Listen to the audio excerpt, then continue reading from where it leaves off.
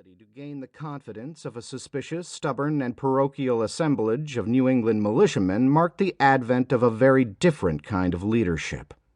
Warren had passionately, often impulsively, tried to control the accelerating cataclysm. Washington would need to master the situation deliberately and, above all, firmly. Thus, the Battle of Bunker Hill is the critical turning point in the story of how a rebellion born in the streets of Boston became a countrywide war for independence. This is also the story of two British generals.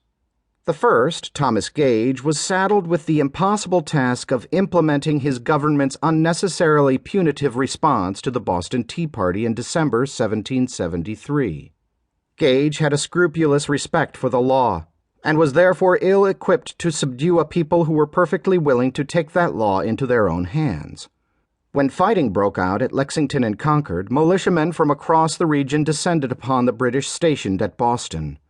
Armed New Englanders soon cut off the land approaches to Boston.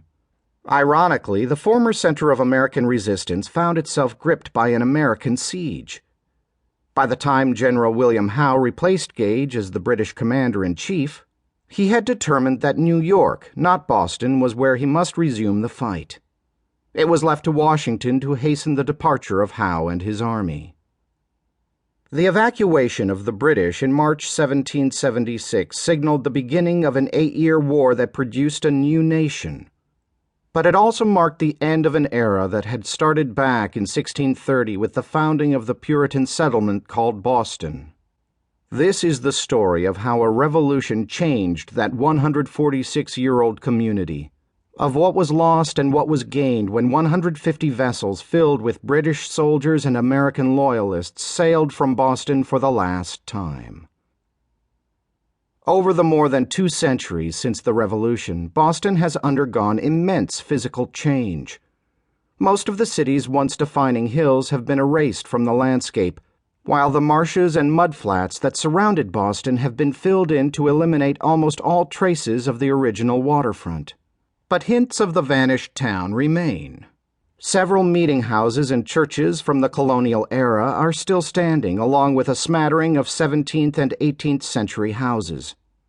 Looking southeast from the balcony of the old State House, you can see how the spine of what was once called King Street connects this historic seat of government, originally known as the Town House, to Long Wharf, an equally historic commercial center that still reaches out into the harbor. For the last 3 years, I have been exploring these places, trying to get a fix on the long-lost topography that is essential to understanding how Boston's former residents interacted. Boston in the 1770s was a land-connected island with a population of about 15,000, all of whom probably recognized, if not knew, each other. Being myself a resident of an island with a year-round population very close in size to provincial Boston's, I have some familiarity with how petty feuds, family alliances, professional jealousies, and bonds of friendship can transform a local controversy into a supercharged outpouring of communal angst.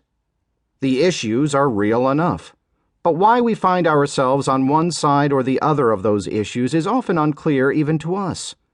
Things just happen in a way that has little to do with logic or rationality, and everything to do with the mysterious and infinitely complex ways that human beings respond to one another. In the beginning, there were 3 different colonial groups in Massachusetts. One group was aligned with those who eventually became revolutionaries. For lack of a better word, I will call these people patriots. Another group remained faithful to the crown, and they appear herein as loyalists. Those in the third and perhaps largest group were not sure where they stood. Part of what makes a revolution such a fascinating subject to study is the arrival of the moment when neutrality is no longer an option. Like it or not, a person has to choose. It was not a simple case of picking right from wrong. Hindsight has shown that, contrary to what the Patriots insisted, Britain had not launched a preconceived effort to enslave her colonies. Compared with other outposts of empire, the American colonists were exceedingly well off. It's been estimated that they were some of the most prosperous, least taxed people in the Western world. And yet there was more to the Patriots' overheated claims about a